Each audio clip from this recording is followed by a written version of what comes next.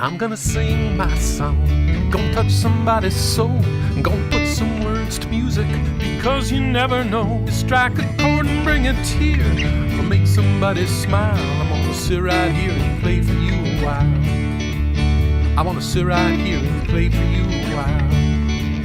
I'm gonna sit right here and play for you a while. The Minnesota Association of Songwriters presents SongCasters, featuring performances of original music by our members.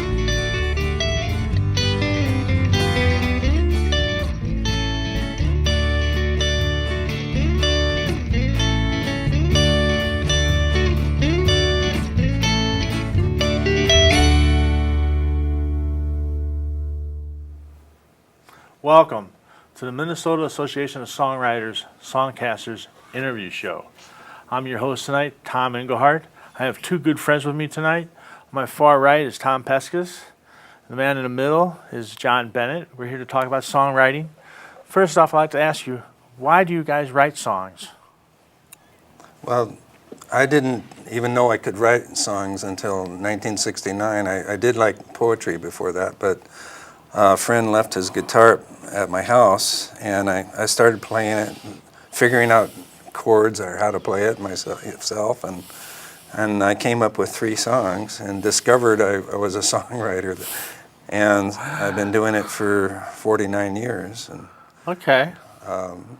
I write because it's such a thrill to finish a song and create something out of nothing, and I want to write something that people can enjoy, and I'm always searching for that one song that's going to be a great song, you know. Okay.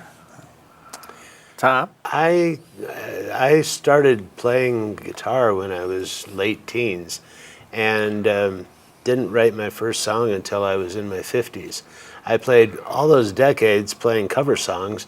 It never occurred to me that I could write a song. It was one of those things that songs came pre-written, you know, and it was all about the performance. And I met a young man named Brady Pearl who was doing all original music, and kind of opened my eyes a little bit and said, you know, this looks like fun. And it would be a creative expression, you know, a little piece of me that might go on after I leave the room. And so I started writing a little bit, or trying to anyway. And what I found is that it's a huge kick to present a new song to an audience. There's an adrenaline rush there that, you know, will they like it or won't they? And when they do, it's great, and if they don't, well, then it goes to the back of the pile and stays. So how do you go about starting write a song? What's your first kernel or first thoughts? How do you go about it? Well, I've been kind of casting around for this. I'm not a real prolific writer. I don't have file boxes full of songs. Yeah. But my first song was I wrote an essay in basically a journal entry when I was trying to quit smoking. And 5 years after the fact, I went back there and looked at that and said, you know, I think I'll try and make a song out of that. And so I did. And it was kind of funny. My wife says, did you just make that up? I said, no, I composed it. But anyway, so that was Morning Sun. That was my very first song that I did. And I went to a bluegrass festival and found a guy there who held himself out as a songwriter, and I asked him if I could play my song for him. Well, sure, you know, he was kind of holding court. And so I played my song, and he said, well, it's trite and predictable. Yeah. So that's the first lesson is don't listen to the critics. They have nothing to say. I agree. You got to kind of know yourself, what you like. Exactly. Whether you like it or not is what's important. I always thought that the song was way too short and way too simple. And so I didn't really do much with it until I was noodling around with it one day with my band, and they're going, hey, that's a great song. Why aren't we doing that? And that can be a lot of fun too when you add in the band dynamic. Suddenly there's 5 other musical minds and instruments working on your song. It takes on another life at that point. It's kind of on its own. Yeah, I hear you.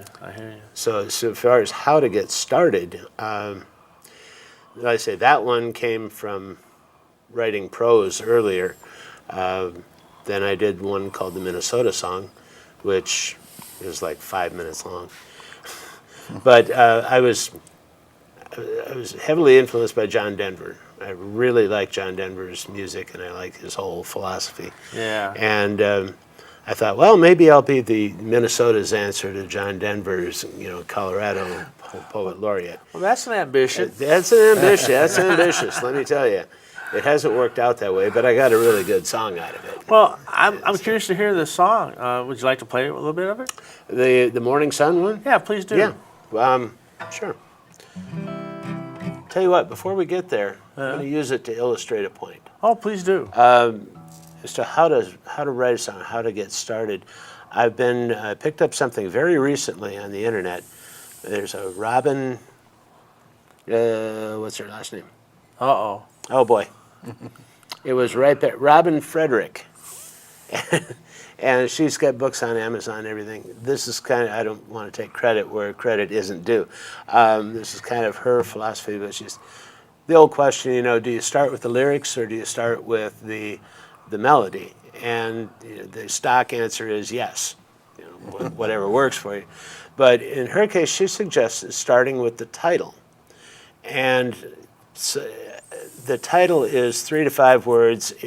It's meant to grab attention, draw the listener in. And so you kind of go there. And titles are everywhere. I mean, I was driving here tonight and I saw a sign that said Oak Church. And I went, okay, there's a song title. My favorite, I've got a list of song titles. My favorite one so far, I haven't written a song about it yet, but my favorite one is Dancing the Polka Sober. Now, is your title usually your hook too? Yeah, it can be. Depends on. There's different songs that there's the hook comes in different places, and it needs to for whatever reason. Yeah. But for those who don't know what a hook is, it's a phrase or something that's in the song that grabs your attention, similar to what you're explaining about your title. Yep. Right. Yep. Very similar. And so once you've got a title, you start asking questions about that title: who, what, where, why, and when. Right. And that kind of starts to fill out your story then. And so I started with the title, His Long Journey. And the first question is, well, who is he? Where is he going and what's waiting for him when he gets there? And you start answering these questions. Well, he's a hobo. And so hobos most people don't know this, they were young kids, most of them. And so becomes this whole story about how he's always homeward bound, which is the origin. Let's get to that song. We'll get to the song called Morning Sun.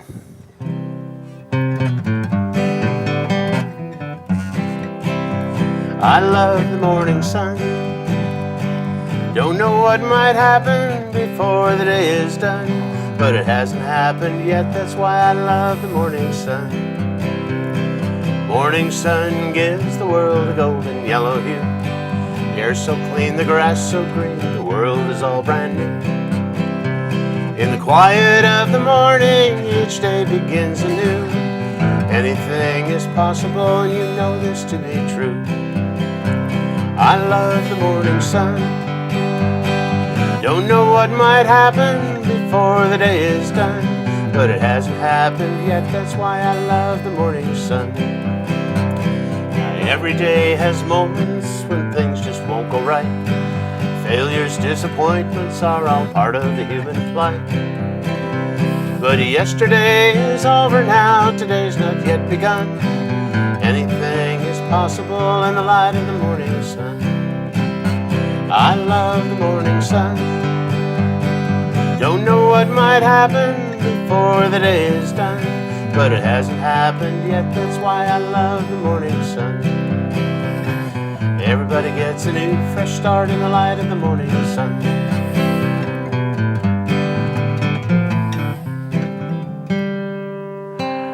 like it. I like it. I could be a better guitar player, but yeah. Well, I mean, I'm not one to talk because I'm a terrible guitar player. But I liked it. I really did. So, do you copyright your songs at all? I have not. Me personally, I don't. I haven't formally gone through the process of copywriting anything. One of the reasons I joined the Minnesota Association of Songwriters was to learn more about that process. Yeah. But I have all of the songs that I've written typed out in a notebook, and I have them stored online, and they're dated and signed by people other than myself. And then most of them, almost all of them, are recorded somewhere as well. Some of them are on YouTube, or some of them are just recordings, the MP3s that I have. And John, you've written so many songs, but if you don't copyright your songs, you do copyright them? What do you do? Usually when you begin writing a song, you put your copyright sign on there and the date. Right, on the document. I sign it, and that kind of shows that when you started writing it. But I keep a file on every song. But I do copyright the best songs. I wrote a song for the Olympics in 1990 that was called "Go for the Gold," and John Vesner recorded it. And a recent song, "Fabric of America," I'm planning on copyrighting it because we recorded it in the studio just recently, in Logic Studio. And but most of my songs, sometimes I'll put a whole bunch of songs on a CD, like MP3s. You can probably put 100 songs on there and send them in and copyright them as what's called a works. Right. And that shows a date. And a lot of times you come to the MOS meetings and people will sign them and date them, and that gives you a record witnesses, that it was your song. Okay. Yeah, and would you like to do a song for us, maybe? Yeah, I could pick up my blues guitar. I call her my blues guitar. Now, that's a composite, right? It's a composite, California acoustic. I don't think you can find them anymore. I saw David Wilcox play one of these on stage, and it has such a wonderful sound. It does. It does. I must admit, I listened to it earlier, and I played a little bit of it. I liked it, your guitar a lot. I'll try one of my very first songs I wrote in California. When the sun goes down, it turns just orange, and because there's so much smog. So I call it Sunset. I've been looking for a sunset, baby, in a long, sweaty day. I've been looking for a sunset, baby, been a long, sweaty day. When that sky turns from red to blue, and the nighttime turns to summer, the traffic was heavy outside. Ain't gonna take no subway home. The traffic was heavy outside. Ain't gonna take no subway home. I'm so wet with confusion, I'm dying to know where I come from. Yeah, a shot glass sun in a blood-red sky. Yeah, a shot glass sun in a tequila sky. With a smog so thick that birds don't even fly.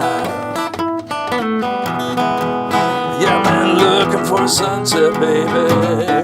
Been a long, hot, sweaty day. Yeah, I've been looking for a sunset, baby. Been a long, sweaty day. Yeah, the sky turns from red to blue. Nighttime turns to something new. I like that one too. So let me see your pick. That's a medium, is it? Yes, a medium. Do you like the medium picks? Yes, I do. I was finger picking for most of my time, but just started up this year with a flat pick. Oh yeah. Yeah. You like to do what made you change from finger picking to flat Well, picking? started performing with a keyboard player, and we play at a lot of nursing homes, and we played at the State Fair, and we're going to play at the Mall of America for their Christmas show. So Okay. it just gives a nice, clear sound, you know. And so. What kind of pick do you use, Tom? This is a Wiegand pick. They're about $8 a piece. This is a Oh yeah. yeah. It's a medium thickness pick, and gives it. I get a nice tone out of it. It's stiff enough that you can flat pick with it, and you have some control. If your pick gets too thin, it slaps around a lot, and you don't sound so much. Yeah. And this is not an expensive pick, by the way. In bluegrass, there's blue chip picks will yeah, go $35 Wow, a piece. didn't Yeah. know that. Oh yeah. I can't imagine. I can't imagine spending $35 on a pick, but I lose too many of them. Chris Thiel has some picks out there that he sells, and they're up there. More. If a pick costs more than a set of strings, that's just my personal opinion. They last longer for me. Yeah. And these have the Holes holes in the middle, them that make it easier to hang on to, so I don't lose picks very often. Yeah. No, I see. I kind of think that the reason why God invented the sound hole is to catch your pick when you drop it. That's what I really think. What kind of strings do you use? These are Diodario 8020 phosphor bronze. And I was going to mention too, these are bluegrass strings. What that means is that the first four, the top ones, are medium, and then the lights on the bottom. So there's a special strings for bluegrass? I didn't know that. Well, it's the same strings. It's just a different combination. And normally you would buy a set of strings and mediums. They're all 6 of them are mediums. With the bluegrass, the top 4, the brass wound, are they're mediums, and the 2 narrow gauge at the top or bottom, however you say that, those are lighter gauge. So have you ever done finger picking? I've tried myself. I don't do too well at it.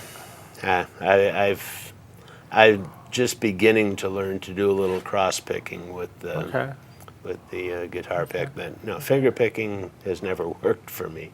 So that looks like a Martin guitar to me. It is a Martin DC16 RGTE.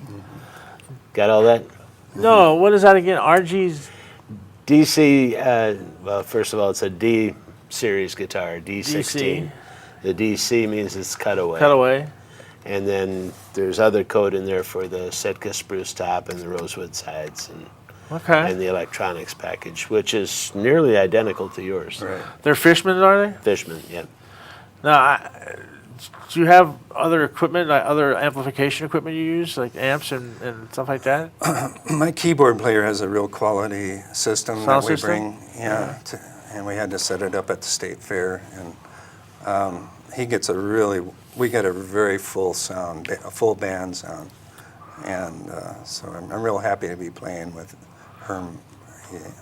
Herm Hassinger? Yes. I know him. Yes, right. Actually, I met him at your jam session. and- Oh, well, I'm glad you can make a connection with him. Right. Yeah, he seems like a nice guy. His son plays guitar. I think his son is in MAS as well. Oh, I'm okay. not sure if he still is. I know he was. Yeah. Yeah. I like your guitar a lot. It's really beautiful. Thank you. But I tell you the truth, Martin guitars impressed me, but I Yes. like Taylors. You guys ever play a Taylor there? Oh yeah, yeah. Taylors are more towards the higher end. The Martin is known for its bass. It's got the Martin growl, they call it. Yeah. And so the Taylors are going to be a little more in mid range. That's Yeah. in terms of sound. Yeah. not in dollars. They're all over all of them are all over the place on that. Now, you have other guitar besides your Taylor? Or besides your Martin? I'm sorry. I didn't mean to insult your Martin. I always have the Martin I bought 10 years ago, and it's starting to get some love on it now. Yeah. I bought it to play it. I did not want to have it be a museum piece. Do you bring it to the festivals then? I bring it to the festivals, yeah. Okay. And most often I will be out at the campsite at 2 a.m. I'll be playing this. I think I've been but there not with you. always. Yes, I think you've I've been there. with you. I have an Alvarez too, which I always have a cheap guitar. It started out with a Fender, and I trade them up every once in a while. I've got a nice Alvarez, which sounds nice, but it's the kind of thing that I can take it on an airplane, and if it got lost, it would not be the end of the world. This one is a car payment. That one, it's $400. Yes, it would hurt. It would suck, but you can survive a deal like that. And when you go to, we like to go south in the wintertime. You get in Minneapolis at the end of January. You get on the plane, and 3 or 4 hours later, you're in the Bahamas. You don't want to do that to a Martin. Yeah, that's rough. That's rough. That's what's good about You're it. not going to do that to a Martin. That's what's good about the carbon fiber. It's Composite. great for traveling. A lot of musicians take it on the road. You can leave it out in the cold, or it won't crack. Which I had a Martin guitar. It looked like a road map. I'd knock on wood if I could reach your guitar, because It's not wood. I've used my guitar some, and they haven't cracked yet. But I got some nicks on it. So you bought that new, and every nick's your own. I did. Every nick and scratch and little piece of love is all me. Mm-hmm. Yeah. So did you play out some? You're playing at the mall, and you're doing Christmas stuff and playing at retirement communities. And you're in a band now called Double Down Daredevils, I believe, which is having some success. The Double Down Daredevils are as successful as we want to be, I think, is a good way of putting it. We started the band a couple of years ago at a bluegrass festival, and the idea was that we wanted to come back to that festival, the spring festival from Abatma, and we wanted to be on the main stage at that festival. And we did that in a year, and then we came back to the main stage in the August festival. And meanwhile, we've been over at Semba. We've been a couple of times. We just played a fun little festival in Cameron, Wisconsin. For those who aren't familiar with Mabama is a local Minnesota Bluegrass and Old Time Music Association. Mm-hmm. And they put on 2 festivals, the Spring Festival and the Fall Festival. And the Spring Festival is really for regional groups. It's Minnesota Fall homegrown. Festival, Minnesota homegrown, yep. Yeah, I love the jam sessions there. Yeah. And Moss has a jam session, don't they? At the next one, the fall one. I believe I heard something about it. But MAS is not putting on a jam session. We're putting on a workshop about songwriting. We did a last year. We put on a jam session, and I'm not sure why they're not doing a jam session this year. I can tell you why, but it gets involved here. I don't want to do too much for this. I did such a lousy job last time. No.